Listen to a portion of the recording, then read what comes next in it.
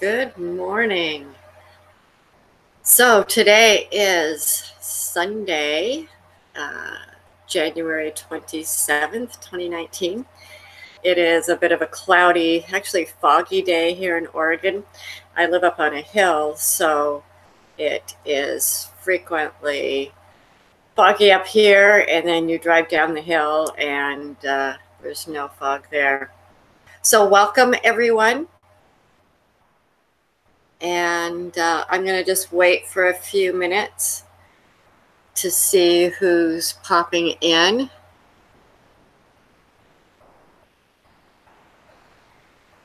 And I don't see any viewers yet. Stacy should be here, and she's going to be moderating for me today. So hopefully this will work.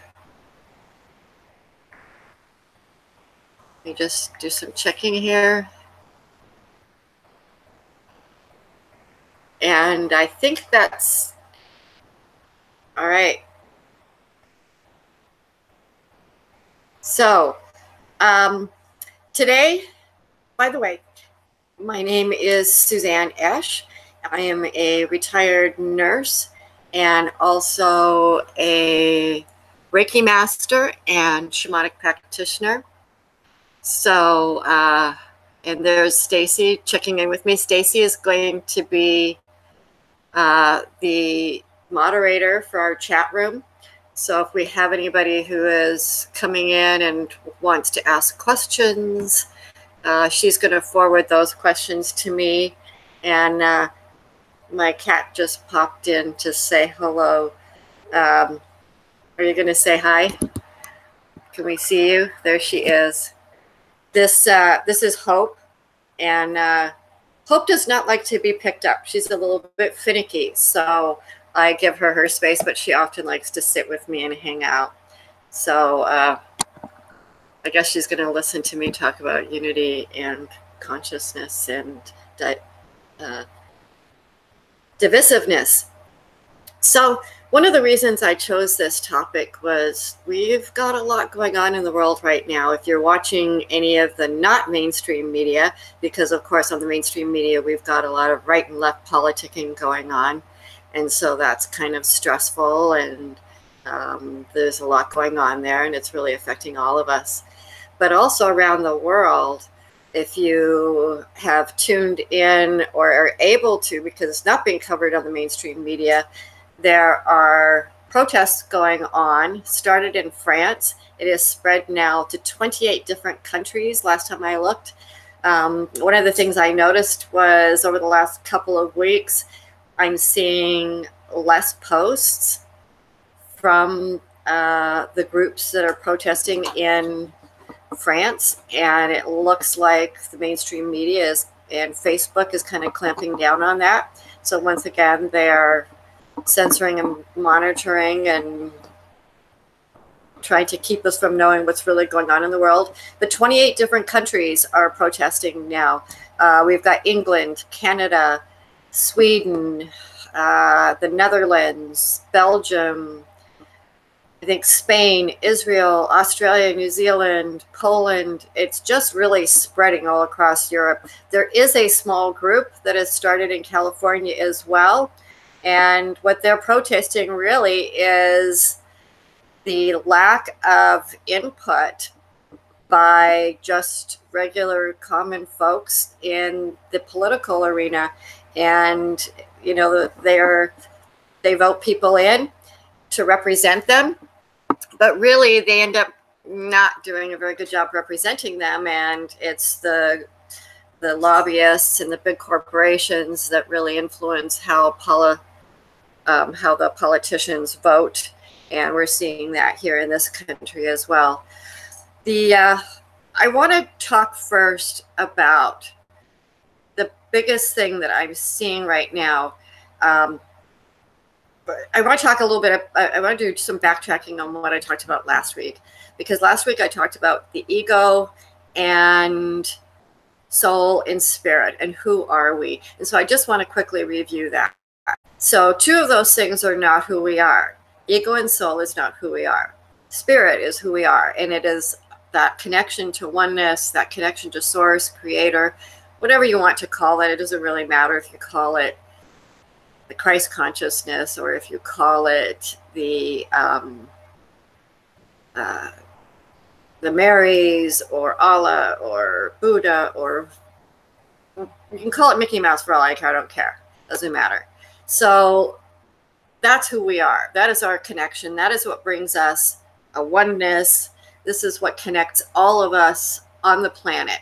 But the ego, which is developed starting at birth, it's made up of three things. It's made up of the environment we grew up in, and that includes family, friends, geographic location, what pharmaceuticals and toxins in our food and water supply, all those things, vaccines, all of that plays into our environment. Our experiences and events is the second thing. And the experiences and events that we experience traumas, and we experience relationship traumas, bullying at school, those kinds of things, car accident or whatever traumas have happened in our life. Those are the events and experiences that we carry with us. And then the third thing is our culture that we grew up in. This could be, if you grew up in Africa, your culture is going to be different. If you grew up in Italy, it'll be different. If you grew up in the States, it'll be different. And it also includes our religious upbringing or spiritual upbringing. So those three things make up the ego. And what that means really is that the ego, which is there to protect us, it is to make sure that we're happy and that we are fulfilled and that we don't repeat the mistakes of the past and that we're physically taken care of, our physical needs are taken care of. The problem with that is when you've had a trauma in your life, going back to childhood, whether you were bullied, it will guide how you react as you grow older and get older. And unless you've healed that wounded ego, you're going to continue to come from a place of not being healed and coming from that wounded place. So when you start seeing things, you look on Facebook and you look on the news and you see things that don't jive with you or remind you of something that happened when you were a child, those things start to get really triggered. And it really leads us to get out of balance. The other piece of it as well is when we are looking at the world through the eyes of an unhealed ego and all those wounds that we had, it starts to become very, everything is, not only is our physical reality skewed, but if you look at what the ego's job is, if the job of the ego is to protect us. So let's say your best friend is talking bad about you, and you don't realize what's going on, but things are not right, and you try to go to your intuition. Okay, now if you understand the chakra systems in the body, the chakras, there's 7 of them, and the chakras are there to be open to source and to be open to healing and to flow like a circulatory system. But when you have somebody that's doing something that's not nice to you, they're rude to you and they're being unkind, and things are just not looking well in the relationship, your ego starts shutting down those chakras. And so when we assess something that's going on, so let's say we're looking at a Facebook post comes up, okay? And that Facebook post is outrageous and it happens to fit your narrative, and you go all wicky-wacky about it, you start sharing it, and you don't use any discernment when sharing that. And because it fits your narrative, it's what you believe, and you believe it to be true because it fits your mindset. There are 2 things that you need to look at when it comes to discernment. Number 1 is you need to look at the information, go to the source. Just like when we make decisions, we need to go past that wounded ego, go past your wounded soul, and go straight to source for an answer. And we use our intuition to do that. But if you've got a wounded ego, okay, and that wounded ego's job is to keep you happy and to keep you content, that intuition may not be working all that well, because that ego is going to shut down that third eye, your intuitive sense. It's going to it's going to shut that down, because that truth of that friend who's betraying you, let's say, going back to that example, that's something your ego doesn't want you to know. Okay, because that's going to be hurtful. That's going to be painful. This is a best friend, or this is a boyfriend, or maybe your boyfriend's sleeping around on you, and you just keep closing off, going, no, I know that he has this other friend, and I saw a few texts, but really in my heart he loves me, and it's all okay. My intuition says it's all okay. Well, your ego may be shutting down that intuition, and maybe shutting down that connection to spirit, that connection to source, that's going to tell you what's really going on and say, oh yeah, Suzanne, everything's just peachy. He loves you. Or your friend loves you. But in reality, shit's gone down, and your ego is there putting a bubble around you, blocking off that information. So when you see that Facebook meme that sounds outrageous, it fits your narrative, whatever that narrative may be, if it's on the right, on the left, I don't care. Do your due diligence. Look at the facts. Go to the source. Don't trust your intuition if it's something that really fits your, and in particular, if it angers you, if it really upsets you when you see that, you need to think about, what is the trigger going on here? What is triggering my anger? What is triggering that emotion? What ego hurt, what ego wound do I have that's pissing me off every time I see that? And very often you'll find out you're getting pissed off about something that in reality isn't really happening, because we've not looked at the facts, we've not vetted it, we've not done our due diligence, we've simply looked at a narrative that fits what we believe, and this happens on right and left of any issue, good or bad, whatever you want to call it. In fact, I saw a really great meme on Facebook, and basically it says, people don't want to hear your opinion. They want to hear their opinion coming out of their mouth. So really think about that. Really think about that.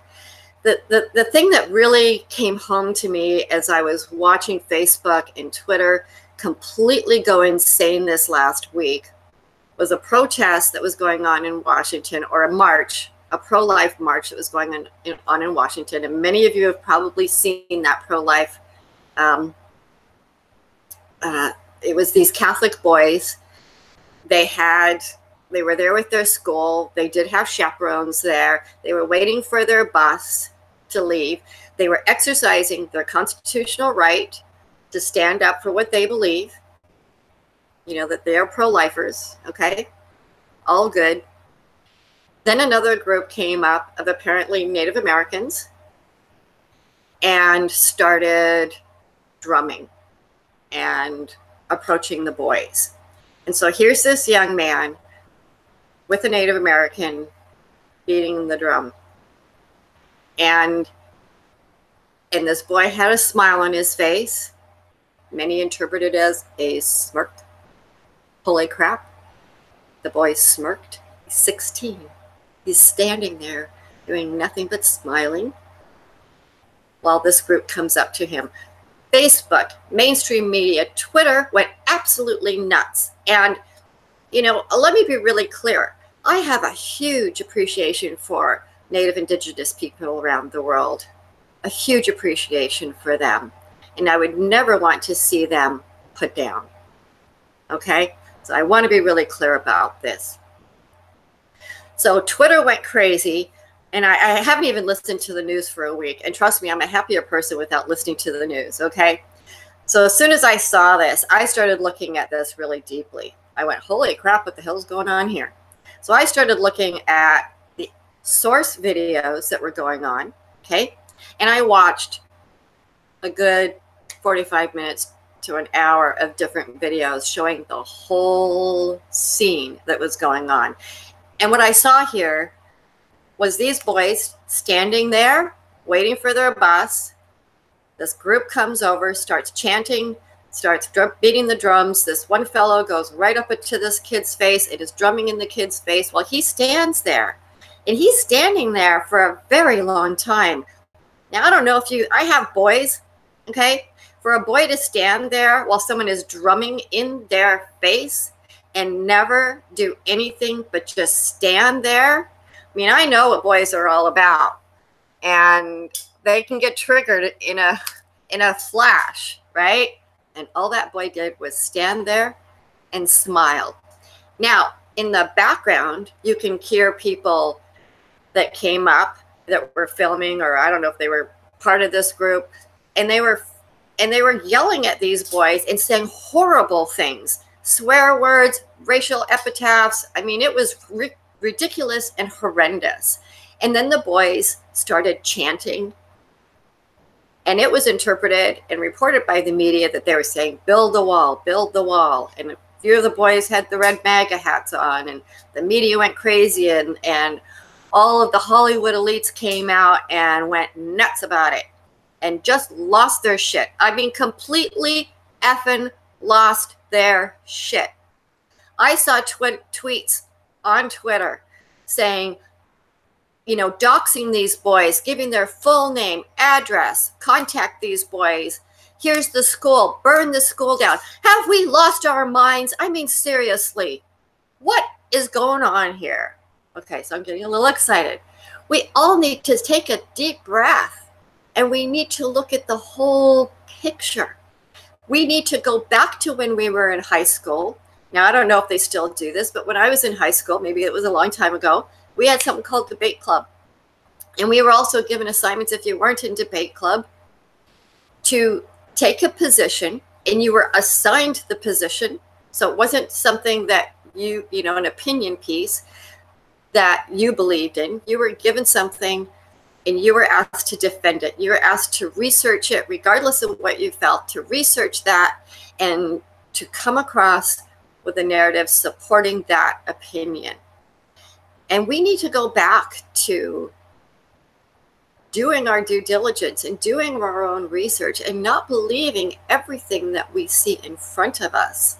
Now, when we have a mainstream narrative that's going all over the place and telling us that we need to think one way, and this is the way this all went down, and all that kind of stuff,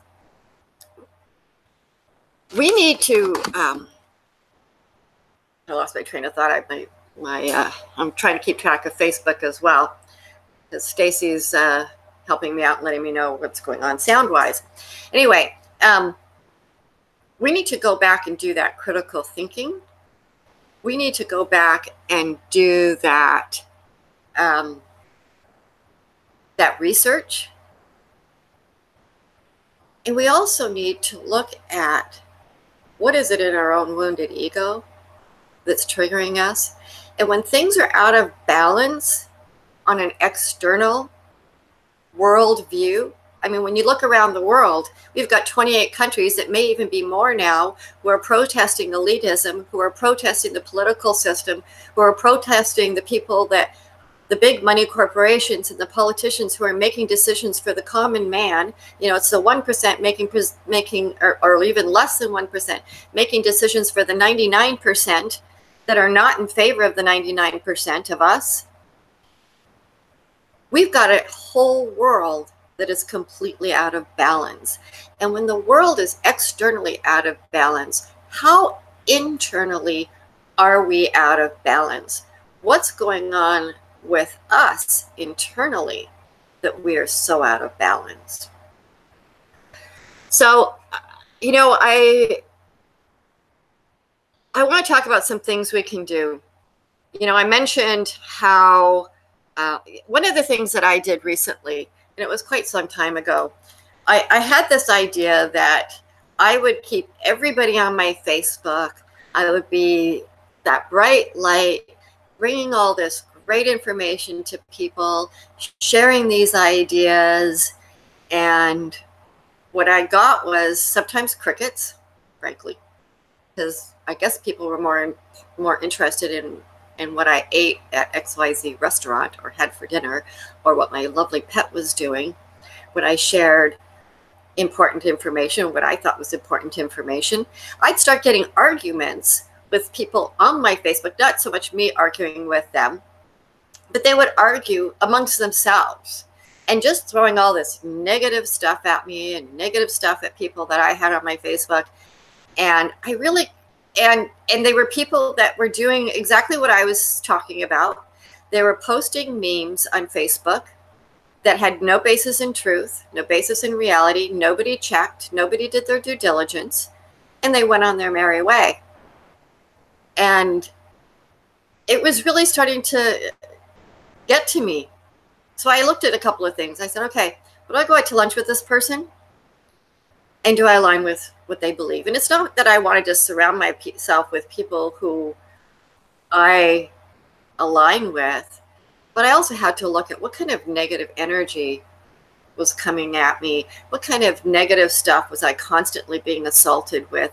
And did I really need that in my sphere? Did I really need that within my acquaintances? And, you know, some people are people that you've met and known for 30 years, and others are people you just met, and some of them are people you don't know at all.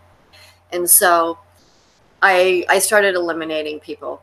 I started with all the love in my heart. I said, you know what? Can't do it anymore.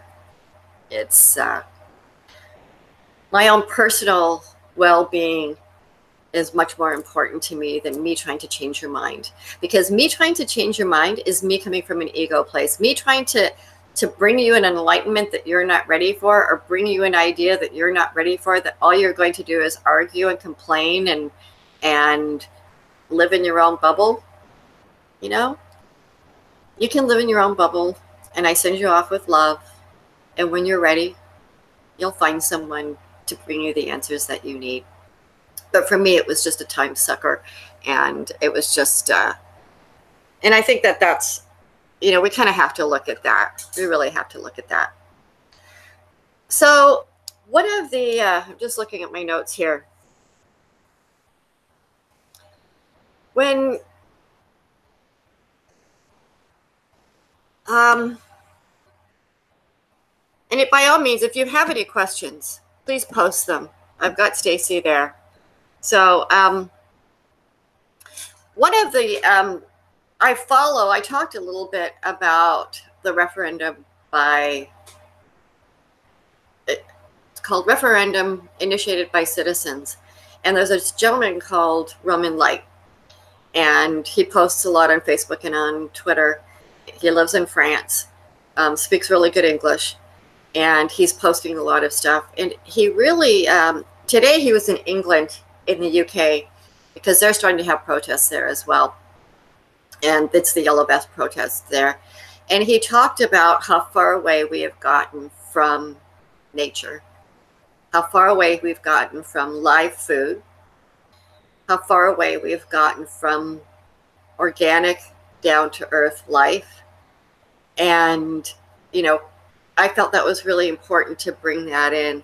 So when you find yourself getting triggered, when you find yourself losing perspective, get out into nature.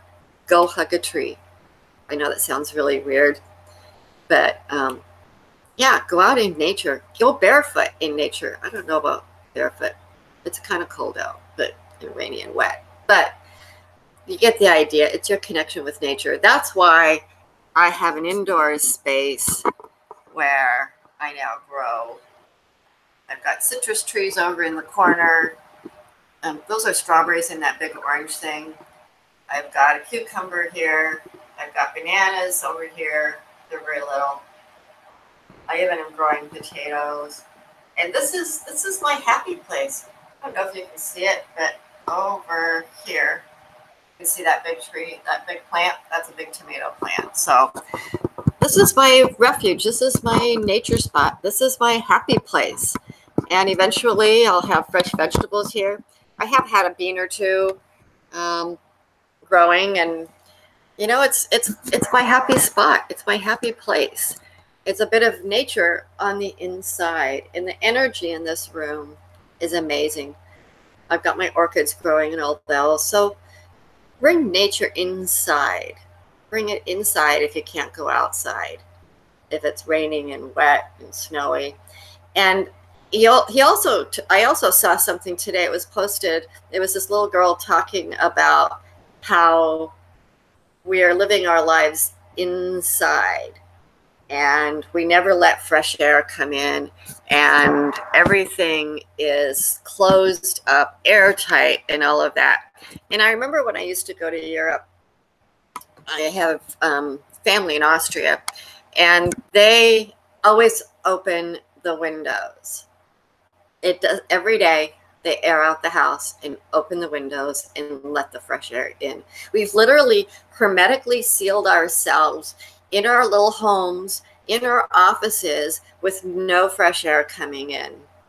And all the air, you know, you have intakes from everywhere. All the air is being recirculated amongst it, growing molds and whatever infections or colds people have. It's just kind of recirculating, and it's just kind of bad energy just recirculating. Open the windows, air out your house. And I remember I worked at a nursing home when I was up in, I think it was in Woodburn here in Oregon, and we had a lot of our cleaning staff were Russian ladies. It has a really big Russian community.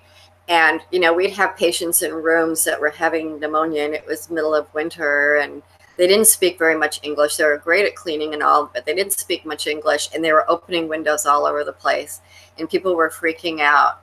And I was kind of laughing because I kind of understood that they were doing what they culturally did at home.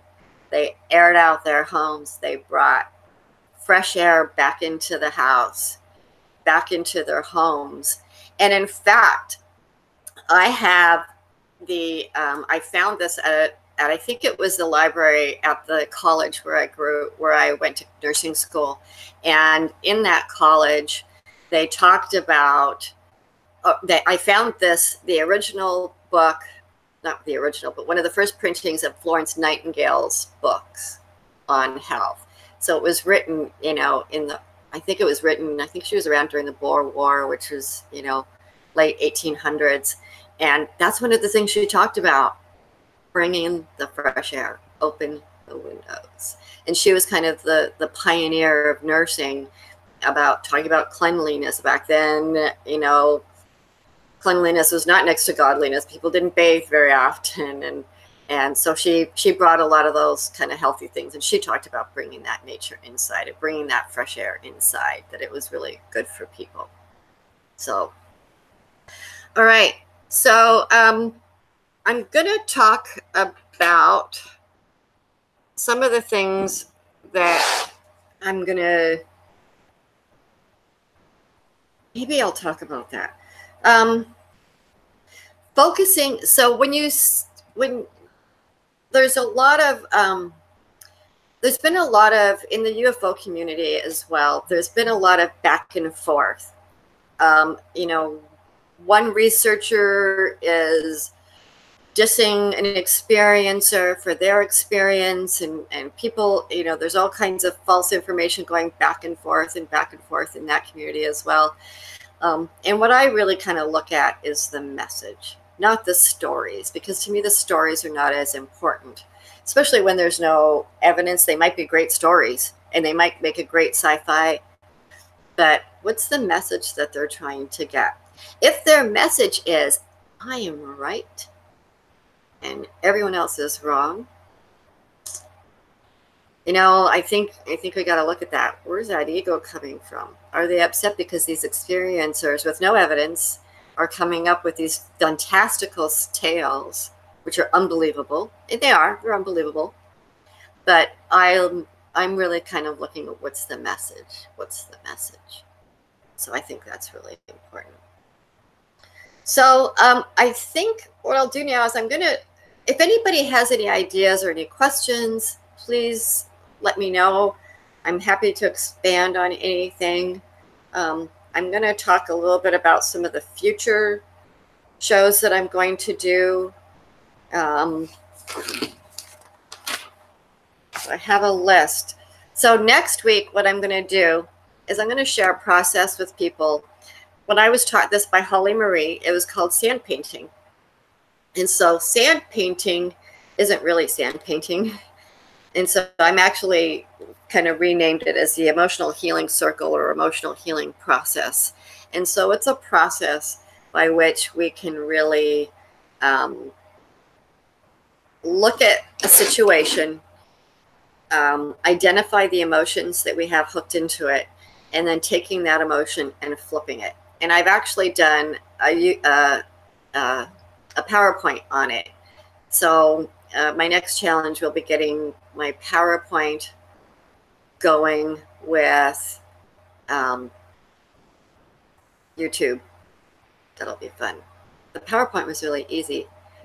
The connecting the two is a little more difficult. So a couple of other areas that I want to look at. Fate versus destiny. And it's an interesting topic, and I have a great story about that. And is fate, are we fated to have a certain path in life?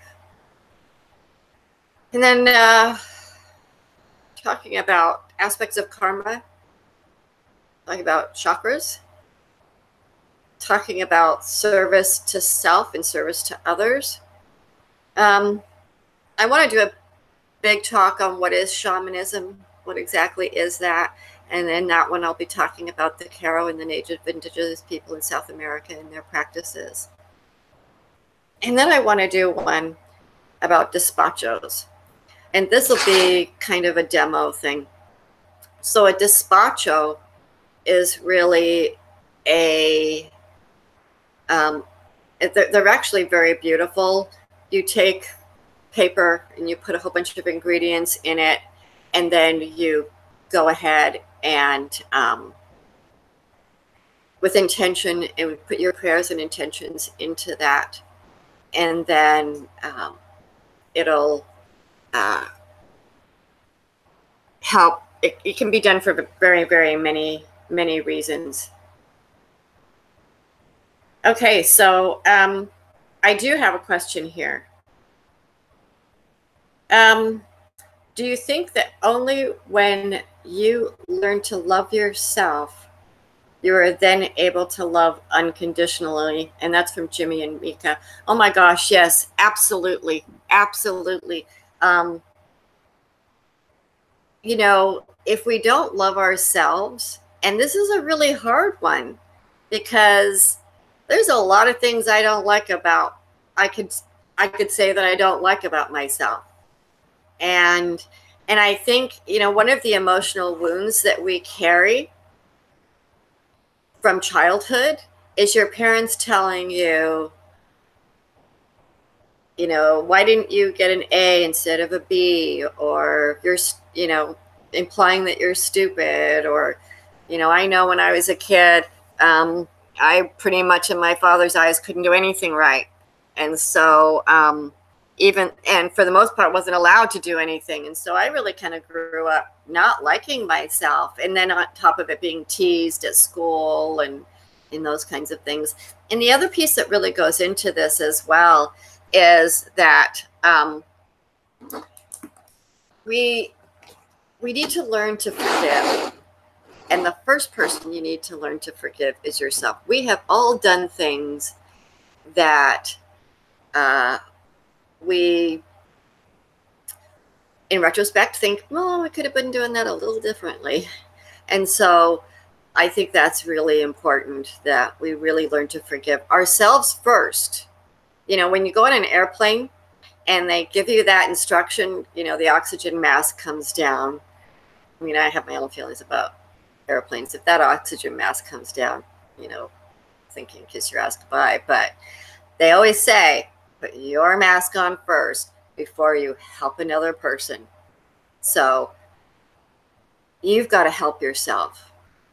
And, you know, the other thing about healing your own ego You know, this is one of the messages that Corey Good talks about, is rather than looking outside of yourself for help and for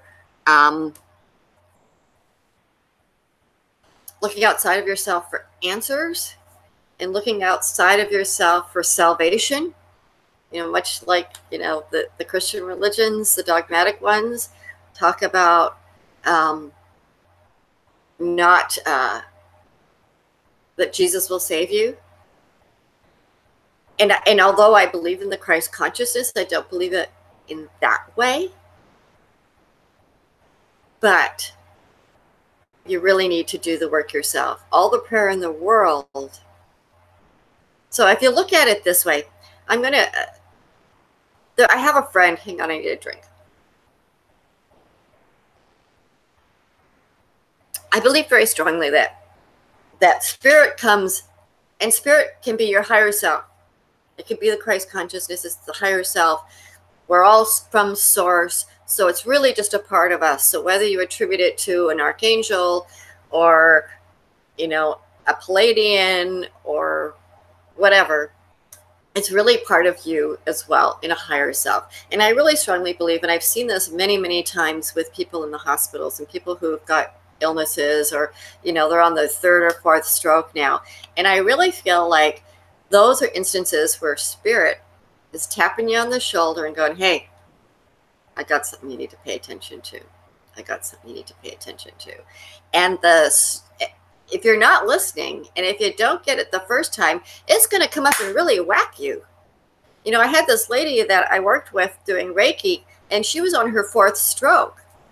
And we ended up talking while I was giving Reiki for the entire time. And we talked about, you know, what was the message that your higher self, that spirit was bringing you, that you missed the first time around? Because now it's really serious. Now this lady could barely speak. And, you know, fortunately she could speak enough that I could make out what she was saying. And I said, were there things you were thinking or things you were saying that you probably shouldn't have? And she was like, uh-huh, uh-huh. And the interesting thing was that her sisters also had were also having strokes. And so, you know, it was kind of, all the sisters were having a lot of conflict with each other. And I'm sure a lot of words were being said, and spirit was tapping them all on the shoulder going, hey, you need to pay attention to something here. Now, I have another friend in Canada. She's really lovely, but she has terrible road rage. You know, the Canadians are very, very nice people, except for two areas. One, when they're talking about Americans. I can say that because I'm Canadian. And second, when they're driving. When they are driving, all politeness goes out the window, and they will literally push you out of the way if you're going too slow and honk the horn, and it's crazy driving time. So my friend would always have crazy drivers getting in her way, cutting her off, doing all kinds of things that were stupid, turning without signaling, braking all of a sudden, and she was just flipping out with this road rage. And sometimes she'd even chase a car down just to give them the finger because it was so crazy. So anyway, in fact, one time she did that and then found out it was a police officer. It was kind of a bad news bears thing. So I said to her, I said, you know, have you thought about approaching this differently? Because that crazy driver could have cut anybody off, but instead they chose to cut you off. That crazy driver could have done a quick lane change or hit the brakes suddenly with someone else, but they chose to do it. But spirit chose to put that driver in your space. So what about the next time you're out driving? Instead of chasing him down to give him the finger, honking your horn, just waving and smiling. And eventually spirit's going to go, oh, she finally got the message that this road rage is just not good for her. It's raising her blood pressure. It's making her crazy. Nobody wants to drive with her. And in fact, one of my kids has a little bit of road rage as well. And one day I'm driving with them, and I said, you know, they were going off about something stupid someone did. And I said, you know, you never know what's going on with that person. They could be rushing to the hospital because they just found out their mother has a stroke and they're in the hospital and they're rushing to get there. Or they may have found out that their wife is going to divorce them, or their wife is sleeping around with his best friend or whatever. I said, you never know what's going on with that person. And my child looked at me and go, oh, thanks for making me feel bad, Mom. Now I feel bad. I'm like, well, you got to kind of look at that as well. So does anybody else have any questions? Because I could certainly go on. And then let me know if you are wanting to do a meditation. I think I ran out of things to say unless anybody has a question.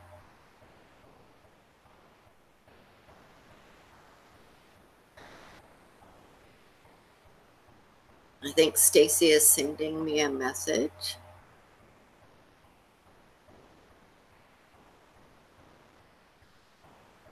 That was the only question? Okay. So I'm just going to do a very short meditation. And this meditation is just about grounding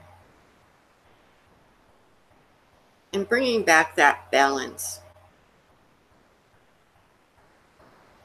So I want you to just get comfortable, whether it's lying down or sitting down, and just getting comfortable in your space.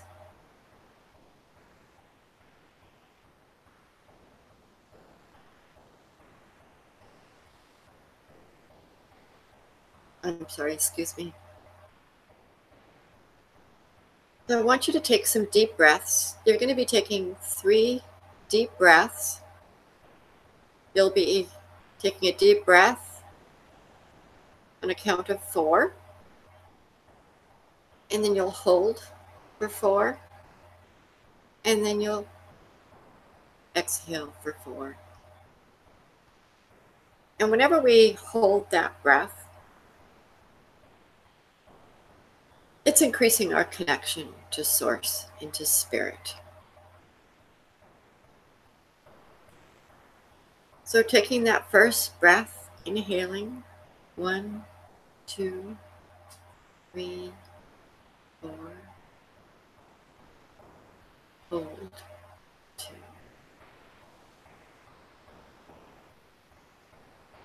and exhale, 3.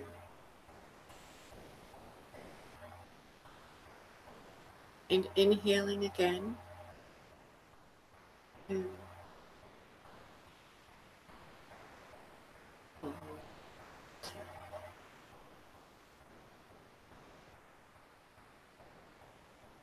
And exhale, 2, 3, 4. And one more deep breath.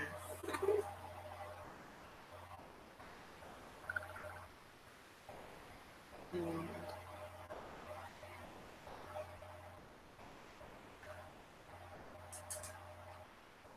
exhale.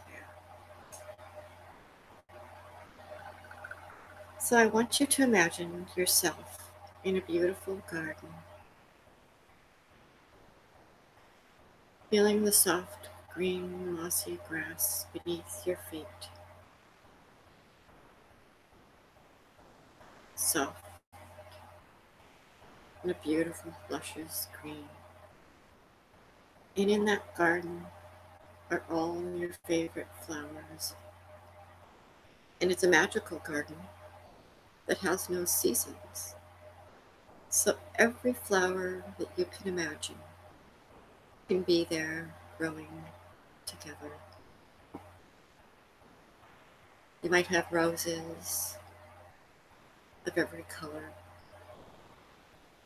You might have lilacs, purples, whites, that beautiful fragrance. And the lily of the valley, its tiny little white flowers and big luscious green leaves. It's so fragrant.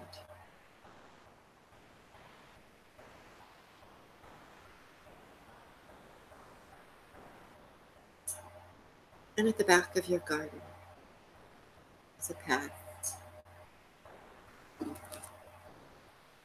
You're going to follow that path as it winds through a meadow. And that path is leading to a beautiful forest, big majestic cedars, enormous pine, Douglas fir,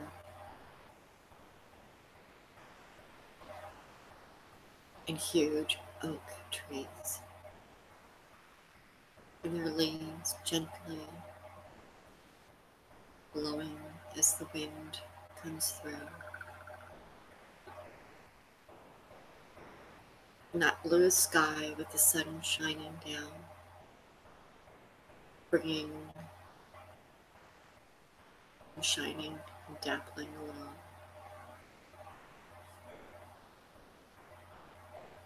And sparkling as the rays of sun come through the leaves of the trees. And you can hear that gentle wind just in the background.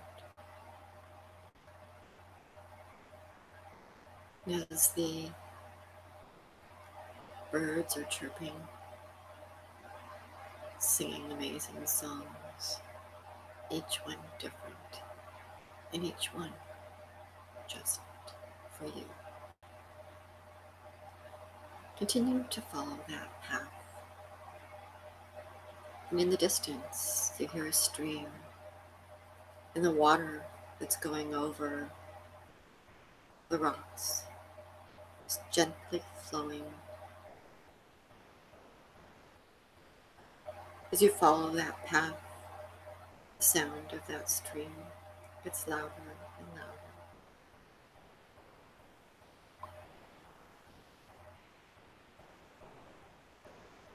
So as you follow that stream, the sound of that stream, you're coming upon the banks of that stream. And it's so peaceful here, the gentle sounds. And the water sparkles as the sun hits the waves. So as you walk along that stream,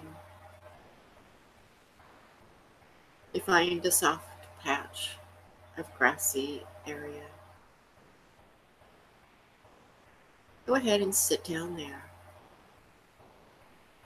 and relax, just letting yourself sink into the grass. You can either sit or lay down. And just take that quiet time, relaxing and focusing on your breath.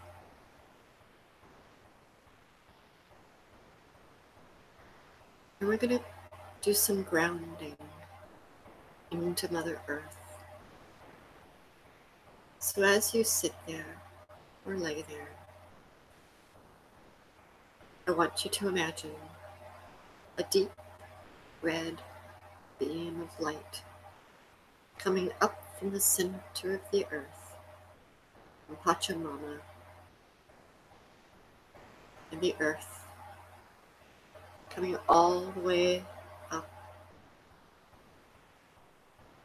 through the rocks, the open spaces and cavities in the earth's crust, coming up through the grass, and going all the way through your body. Just that flowing beam of deep red from Mother Earth. as it goes through your body, up your legs, into your hips, through the root chakra, opening that root chakra, balancing it. And you can feel the vibration from the earth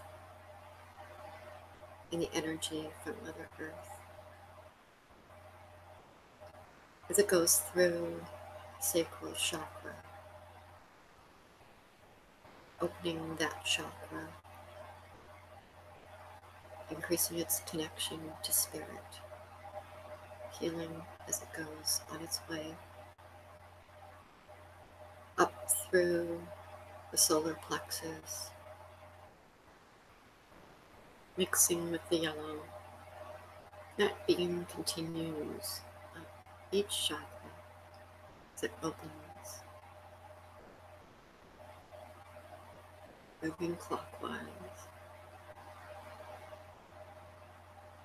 and then up through the heart chakra, opening up that heart center, filling it with the love that Mother Earth has for all creatures and beings on the earth, filling you with a warmth of love unconditionally for everything around you. And then up through the throat chakra, deepening your understanding of your own personal truth, knowing who you are and being able to speak to who you really are. And then up through the third eye, clearing out any blockages there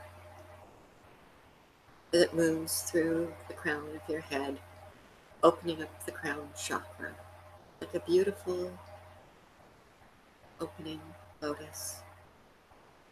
And that beam of red, deep red light continues on all the way up through the trees in the forest. That beam of deep red up through the sky,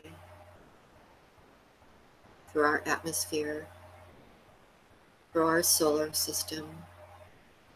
That deep red beam of light continues on all the way to the center of our galaxy, in meeting up with the galactic sun, the center of our galaxy. And as it meets that central sun, a beam of beautiful golden healing white light comes down from the galactic sun, past all the other stars and planets, making its way to our solar system, bringing light, healing all through the galaxy on its way to Earth. But the light from Mother Earth continues to flow up through you to hit the galactic sun, while the golden light comes down through our atmosphere into the wooded area where you're sitting, in through your crown chakra, healing light, bringing you the warmth of our central sun, going all the way through crown chakra, your third eye, throat chakra, the heart, solar plexus, sacral, all the way through Mother Earth, and all the way into the earth, down through the earth's crust, flowing all the way through the center of the earth, bringing healing light and energy to the earth itself.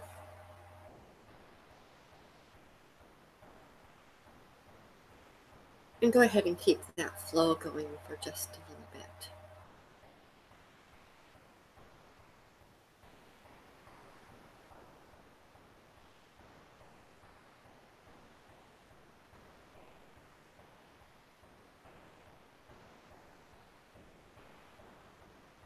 So anytime you're feeling out of balance, like the world is just too much to handle, this is a good way of grounding you back to Mother Earth and our galactic sun.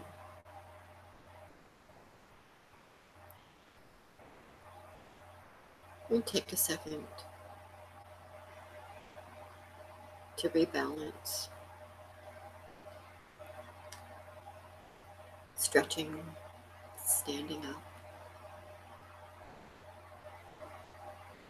and returning to your special garden through the woods, noting how everything just looks shinier, brighter. Even the birds sound more cheerful. Everything has this higher vibration you feel all through your body. And coming back to your garden, always knowing that you can come back here anytime you like, to take that time to spend regrounding, rebalancing, bringing in that healing light from the galactic sun to open and clear the chakras and reconnect with Source and Spirit. So go ahead and just take some time to stretch and rebalance. And I hope you've enjoyed that. And by all means, in the comment section, let me know what worked for you, and if there's other topics you'd like to hear about, do let me know. And I hope you all have a great day. Bye for now.